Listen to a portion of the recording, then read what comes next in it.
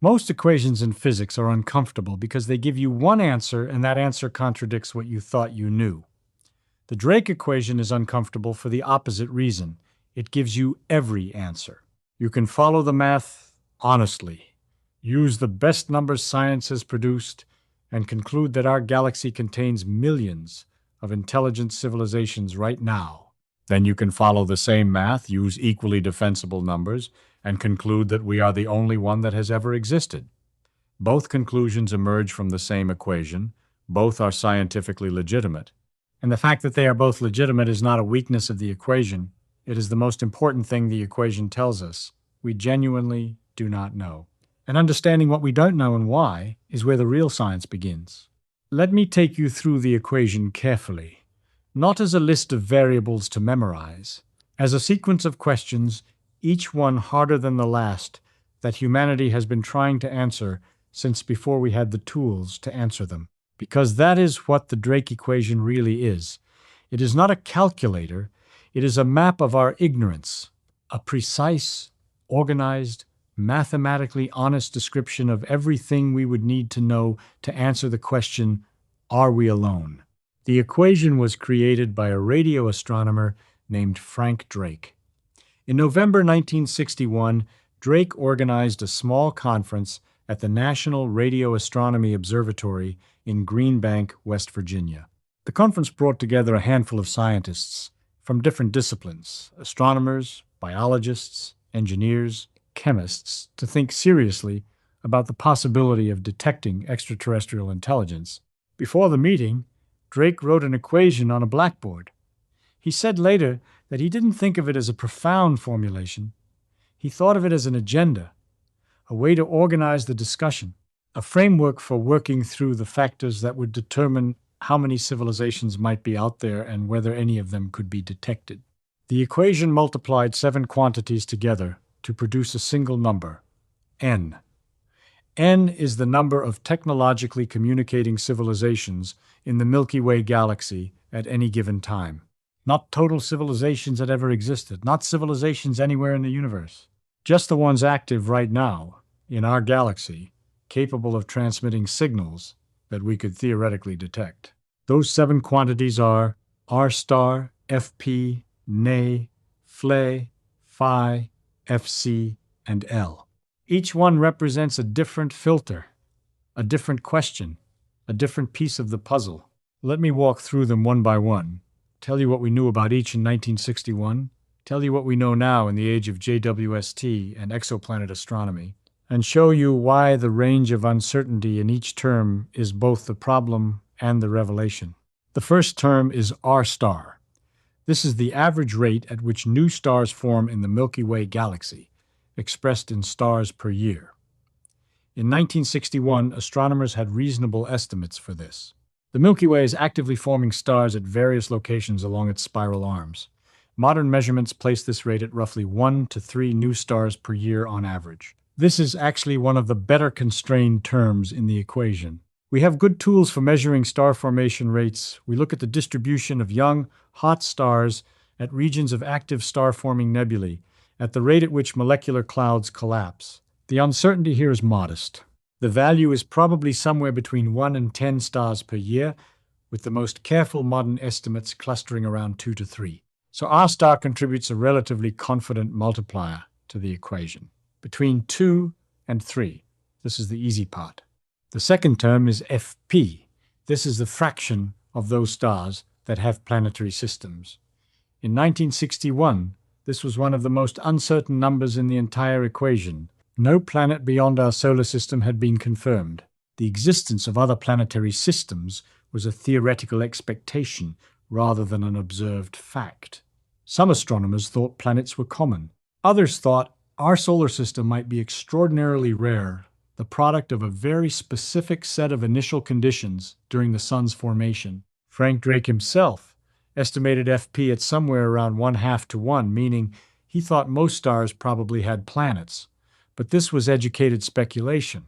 Today, 60 years of observational work culminating in the extraordinary harvest of the Kepler Space Telescope, which monitored over 150,000 stars continuously for 4 years looking for planetary transits, has transformed FP from a guess into a measurement?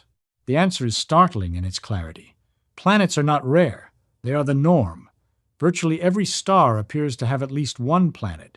Many have multiple. The Milky Way contains, by current estimates, more planets than stars. If anything, Drake was conservative. FP is close to 1. Nearly every star has planets. This is one of the most important discoveries in the history of astronomy, and it shifts the Drake equation in a dramatic direction. The first two terms, rate of star formation and fraction with planets, are now both well-constrained and both large. The universe is full of planetary systems.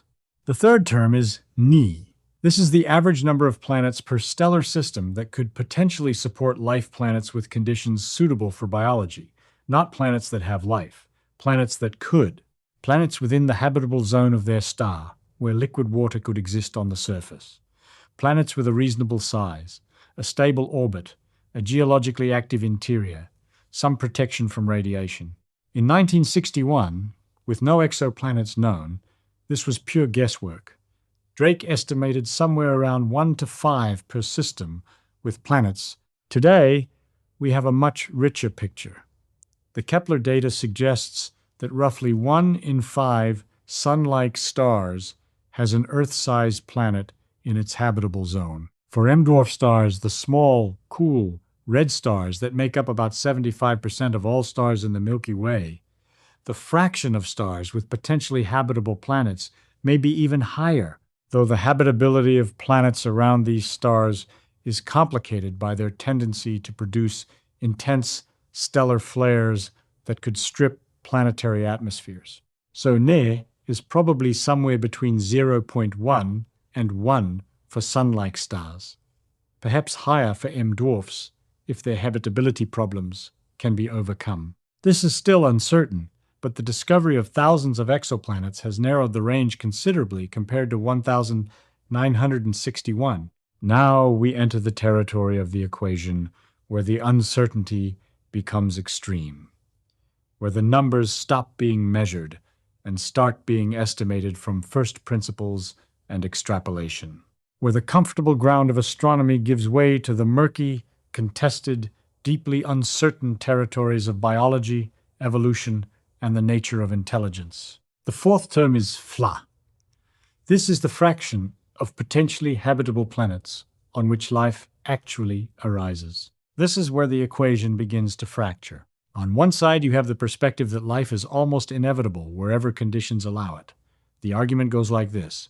Life arose on Earth very quickly, in geological terms within a few 100 million years of the planet cooling enough to have liquid water on its surface. The building blocks of life, amino acids, sugars, nucleobases, have been found in meteorites, in interstellar clouds, in the atmospheres of distant planets. Organic chemistry is widespread in the universe. And once you have the right conditions and the right chemistry, the argument suggests life follows almost automatically. The pathway from chemistry to biology, while complex, is driven by thermodynamics and self-organization processes that are general properties of matter rather than flukes. If this view is correct, FL is close to 1. Nearly every habitable planet develops life, given enough time. On the other side, you have the perspective that life's origin, the specific transition from chemistry to self-replicating biology, is extraordinarily improbable. The origin of life required not just the right chemicals, but the right spatial arrangement, the right sequence of reactions, in the right environment, at the right time. The formation of the first self-replicating molecule is an event of such specific complexity that it may have required billions of years on Earth and may still represent an almost cosmically unlikely event. If this view is correct, FL might be extremely small, 1 in a billion or less. Life might exist on Earth because we happen to be one of the extraordinarily rare planets where the combination of factors was right. We do not currently have the tools to determine which of these views is correct. We have exactly one data point for the origin of life: Earth. One data point is not enough to estimate a probability. It tells us only that it happened at least once. It does not tell us whether that once was likely or miraculous. This single term, FL, is capable of swinging the Drake equation's output by many orders of magnitude, from millions of inhabited worlds to a universe with only one. The fifth term is Fi. This is the fraction of life-bearing planets on which intelligence evolves. Again, we have one data point: Earth. Life arose on Earth about 3.8 billion years ago. For most of that time, life was microbial. Complex multicellular life appeared about 600 million years ago. Intelligence, the kind that builds tools, uses language, and asks questions about the universe, appeared perhaps 300,000 years ago with anatomically modern humans. Perhaps more recently still with the kind of reflective, cumulative technological intelligence that could build radio transmitters. The question is whether the evolution of intelligence is a predictable outcome of the evolutionary process given enough time, or whether it is a contingent accident that required an unusual combination of factors. Some evolutionary biologists argue for convergent evolution, the observation that similar complex features have evolved independently multiple times on Earth. Eyes evolved independently more than 40 times. Flight evolved multiple times. Echolocation evolved multiple times. If intelligence is similarly favored by natural selection as a general adaptation strategy, perhaps it arises reliably on any world with a long history of complex life. Others argue that intelligence, as we understand it, the specific kind involving language, abstract thought, cumulative cultural transmission, and technology, required an improbable sequence of events. The mass extinction that wiped out the non-avian dinosaurs 66 million years ago was arguably necessary for mammals to diversify into the ecological niches that produced primates. The specific anatomy and social structure of our hominin ancestors created the particular selective pressures that drove rapid brain expansion. These look less like the inevitable outputs of evolution and more like a contingent series of lucky breaks. The uncertainty in phi is similar to FL spanning orders of magnitude, anchored only by a single data point, fundamentally unanswerable without observations of other biospheres. The sixth term is FC. This is the fraction of intelligent civilizations that develop technology capable of detectable interstellar communication and actually choose to use it. This term introduces a new layer of uncertainty. Even assuming intelligence arises reliably, does it inevitably produce the kind of technology that broadcasts radio waves into space? Humans did not develop radio technology until the late 19th century, and powerful enough transmitters to be detectable across interstellar distances only in the 20th century. Before that, no observer anywhere in the galaxy would have had any evidence that an intelligent species existed on Earth, despite our presence here for hundreds of thousands of years. The question of whether intelligence leads to detectable technology is not obvious. A civilization might develop sophisticated culture, language, art, philosophy, and even science, without ever developing radio transmitters or other electromagnetic communication that leaks into space. The specific path of technological development that produced our electromagnetic broadcasting is itself a contingent historical outcome, the result of specific physical insights made at a specific point in our civilization's history. And even for civilizations that do develop such technology, the fraction that actively transmit powerful, directed signals toward other star systems may be small. We ourselves have sent a handful of deliberate interstellar messages: the Arecibo message in 1974, the cosmic call transmissions in 1999 and 2003.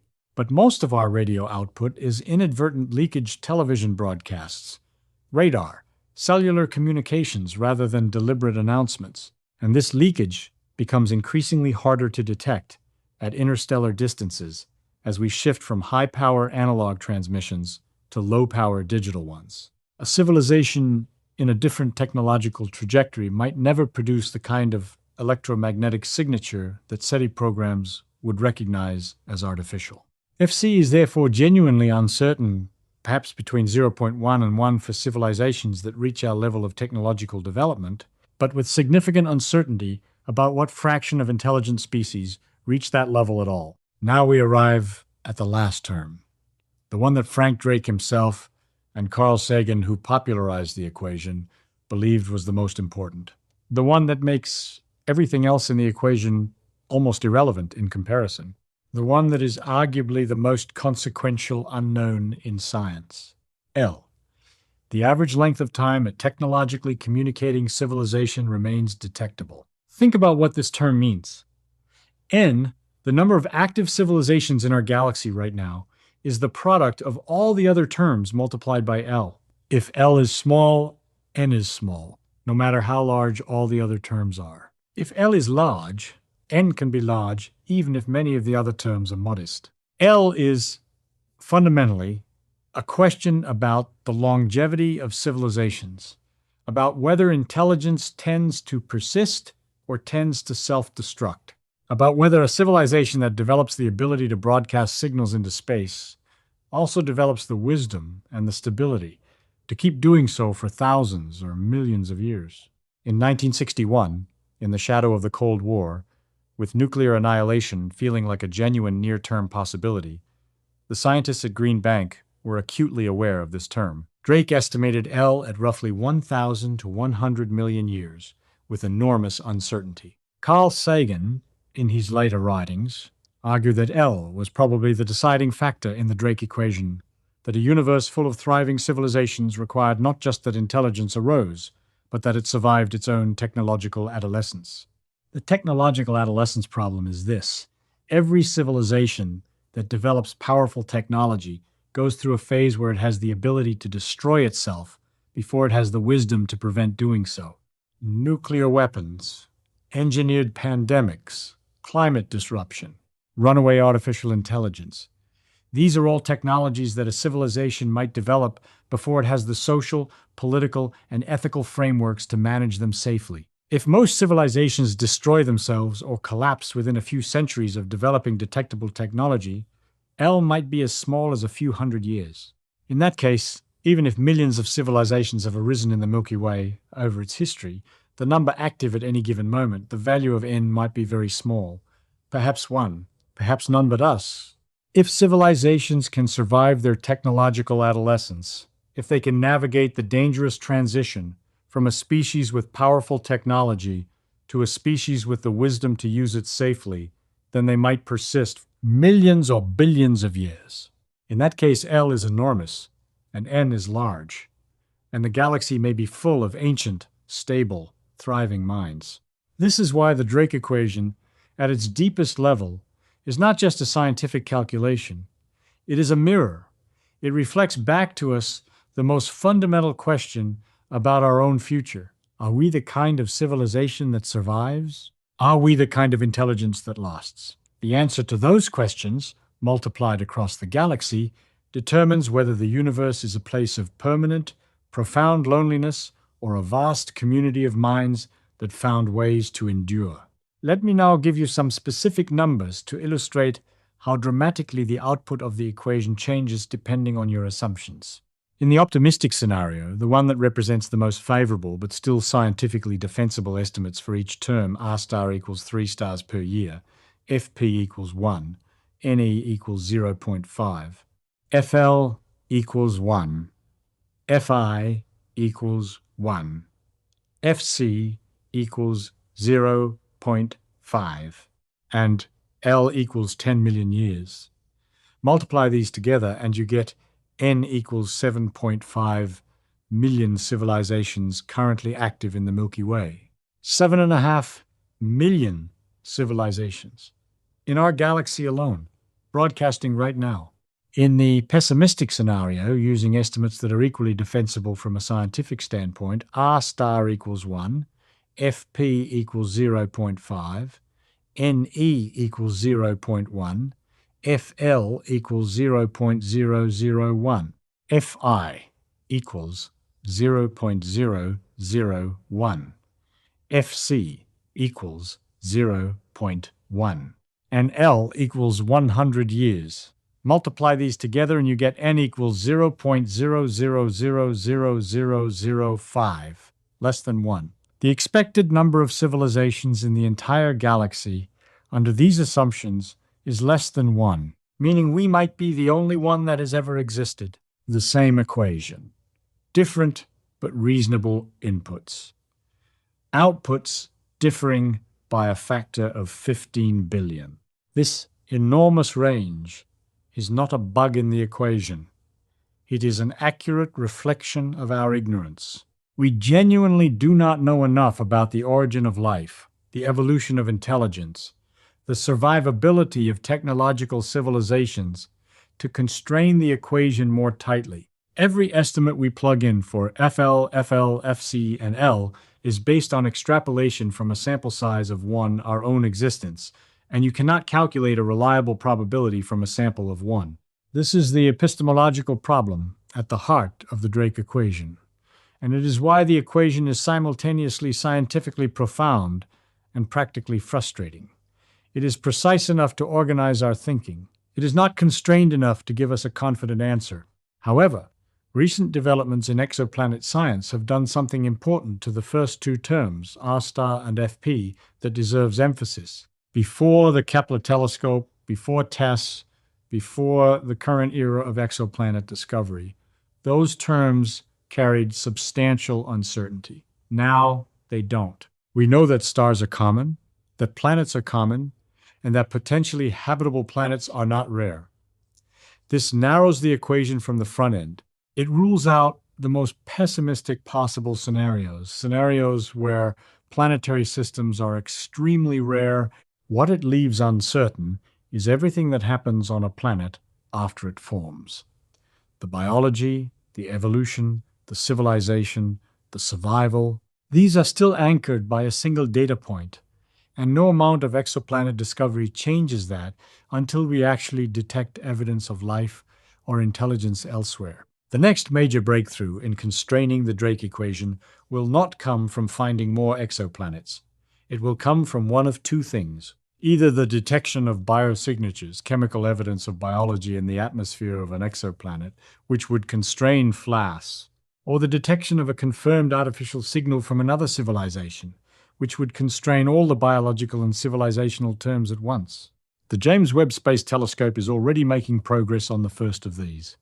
It can analyze the atmospheric spectra of exoplanets during their transits across their host stars. It can look for oxygen, methane, water vapor molecules whose presence together would be difficult to explain without biology. It has not yet found confirmed biosignatures. But it is looking, and it is looking more sensitively than any instrument before it. The discovery of a single confirmed biosignature on a single exoplanet would be, scientifically, the most important event in human history. It would not tell us about intelligence or technology, but it would tell us that FL is not vanishingly small, that life arises at least twice in our cosmic neighborhood, and that the universe is, at minimum, a place where biology happens more than once. That single data point, going from 1 to 2, would transform our understanding of the Drake equation more than any other possible discovery. Now let me talk about the Fermi paradox, because it sits in direct tension with the optimistic interpretation of the Drake equation, and that tension is one of the most interesting unsolved problems in science. If the optimistic estimate is correct, if there are millions of active civilizations in the Milky Way, then where are they? The galaxy is 13.6 billion years old. Civilizations that arose 1 billion years before us would have had time to colonize the entire galaxy, even at a small fraction of the speed of light. We should see evidence of them. We should detect their signals. We should find their artifacts, their megastructures, their footprints. And we don't. This contradiction, the optimistic Drake equation output versus the observed silence of the universe, is the Fermi paradox. Enrico Fermi's question, if they should be there, where are they? The Fermi paradox does not prove that the pessimistic Drake equation interpretation is correct. There are many possible resolutions. Civilizations might become detectable for only brief windows and then go electromagnetically quiet by transitioning to different communication technologies. They might deliberately avoid contact. They might not expand physically, but instead explore virtually or internally. The The galaxy might be full of civilizations that have been passing through our neighborhood for millions of years without leaving traces we recognize. But the Fermi paradox does constrain the optimistic scenarios. A galaxy with millions of civilizations, each of which had billions of years to expand and transmit, should look different from what we observe. The silence is not proof of absence, but it is data. It is telling us something.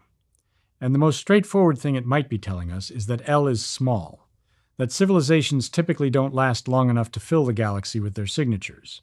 If that is the lesson of the Fermi paradox, if L is typically measured in centuries or millennia rather than millions of years, then the Drake equation gives us not just an estimate of how many civilizations exist, but a warning.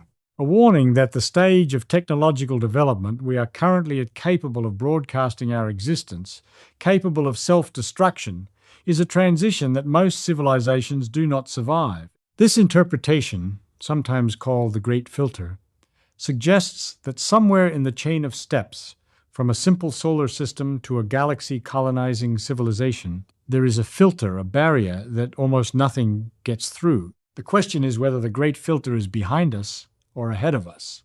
If the filter is behind us, if it lies in the improbable steps of abiogenesis, or the evolution of complex multicellular life, or the development of intelligence, then we are rare and lucky survivors of a process that eliminated nearly everything else. The galaxy ahead of us may be relatively open.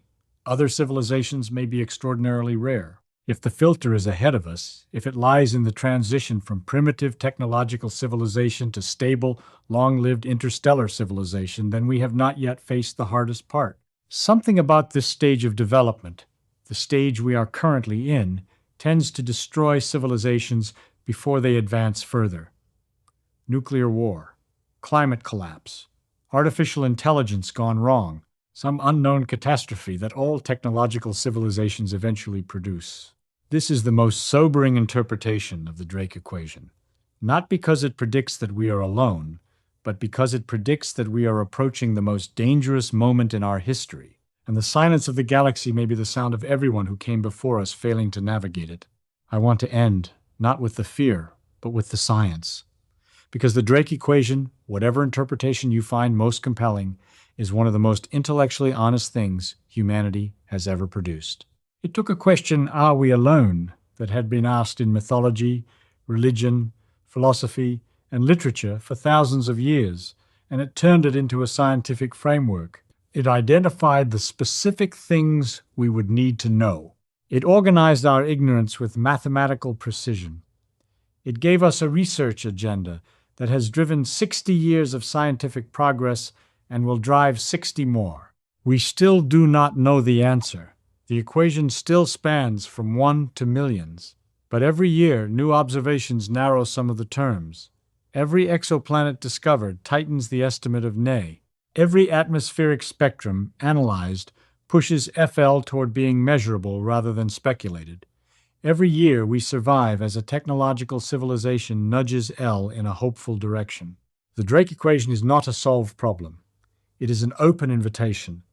An invitation to keep asking, keep looking, keep building instruments sensitive enough to find what might be out there. An invitation to take the question of whether we are alone seriously enough to pursue it with the full rigor of science. That is what Frank Drake did when he wrote those 7 symbols on a blackboard in West Virginia in 1961. He took the question seriously. He insisted it was answerable in principle, even if we couldn't answer it then. He built a framework that generations of scientists have been filling in ever since.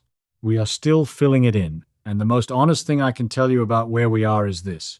We don't know yet. We genuinely don't know, but we know exactly what we need to find out. And that in science is the beginning of everything.